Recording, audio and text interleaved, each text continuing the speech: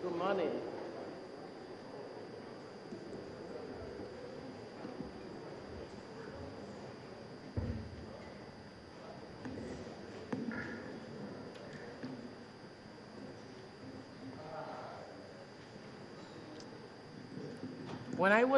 Good morning, everyone. When I was asked to participate at this event, I was of two minds. I was of two minds because I wondered whether it was going to be worth it for citizens who frequently watch when discussions like this happen and ultimately wait for results out of the discussions and somehow never get to see any. For me to spend time talking about the most important subject for every discerning government around the world today. The other part of it was, I wondered if in the process of having this conversation, we were going to be willing to go to those zones of discomfort that are necessary for problem solving. So those two things affected the speed with which I was willing to accept to participate in the program. I only returned yesterday from travels, and so didn't get the opportunity of hearing all that took place here yesterday. I only caught the tail end of the conversation on television. And it does seem to me like quite a lot was said yesterday. What I'll do in trying to frame the conversation into solution process today is to just give you some snapshots. Some of these would entail my showing you slides on issues that have been being discussed so far at this event that were discussed 7 years ago at the time that I was Minister of Education, and to show that clearly those issues are never going away until they are confronted head on.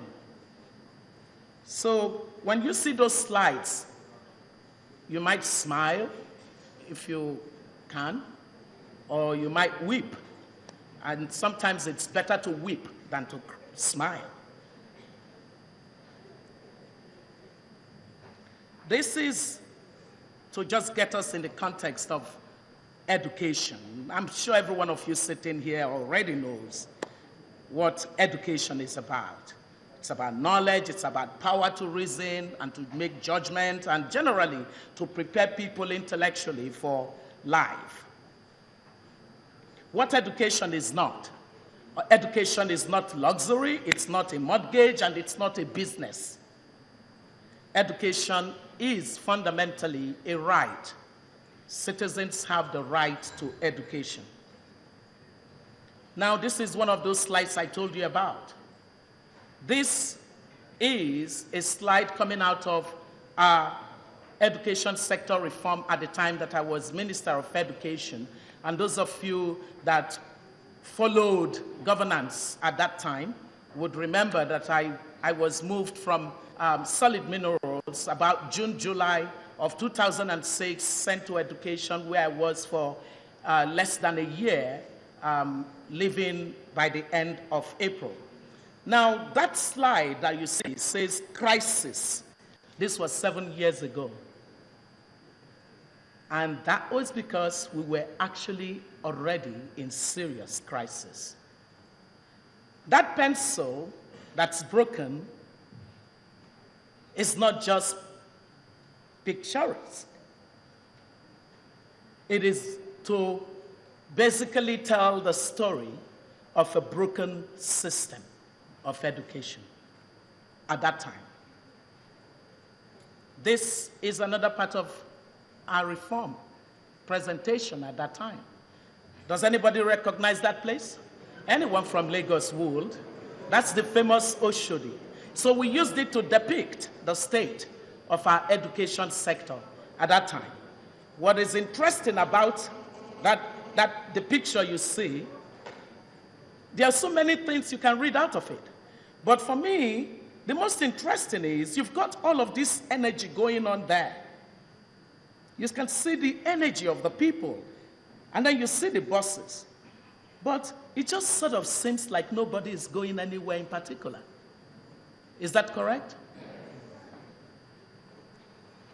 So we said that based on the kind of data that analysis threw up in the diagnostics to underpin the reform, we surely did have an education crisis. But we then decided, since today you're talking about solutions, so you know quite a lot about the data.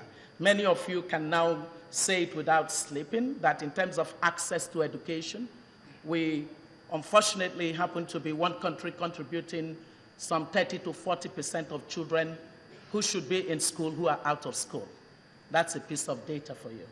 Many of you know the data in terms of gender parity in education, meaning that girl-child education remains quite an issue in the country, and that we must bridge the gap between girls in school and boys in school to achieve parity.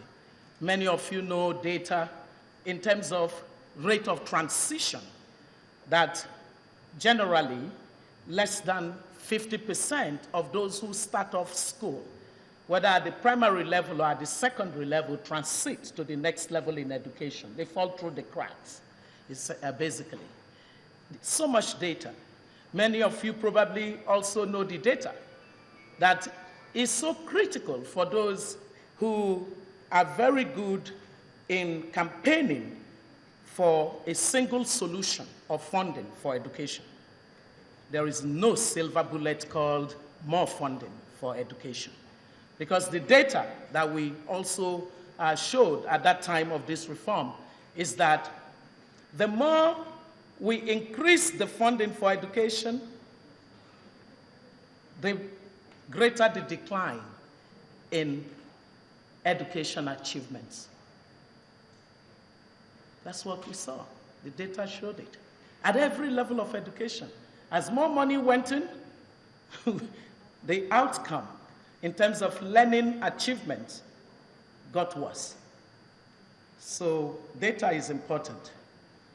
So we decided that on the basis of so much that the data was showing, that the crisis that we had showed, in the word of Hillary Clinton, be crisis of the kind that you don't waste. She says it's terrible to waste a crisis, because the crisis could be your greatest opportunity for a great comeback. So we looked at it and we said, we must infuse this sector with a different kind of crisis. And so we called it creative crisis. And it was basically an acronym for saying curriculum realignment, institutional and systemic invigoration, and sanitization. In this, you could frame every single menu of solutions for fixing the education sector that you can think about. Curriculum realignment, institutional, systemic, invigoration, sanitization. Everything can fit into the framework of this. You, of course, know the 6 spheres of education. You know, usually people talk about the 4 spheres. But I normally add important dimensions of education for special needs, as well as the adult non-formal education, as a very important part of looking at education as a system. A system is properly so-called when it is holistic, isn't it? And for us to show that systemic approach in looking at education, we looked at it from the perspective of a cradle to grave that simulates almost a manufacturing plant, in the sense that it is about raw materials. So, for example, a lot of people take delight in saying our human capital is huge. Well, our human capital is not yet huge. Our population is huge. It is only after the raw material of the population is converted through a processing that you begin the act of saying you're producing human capital, isn't it?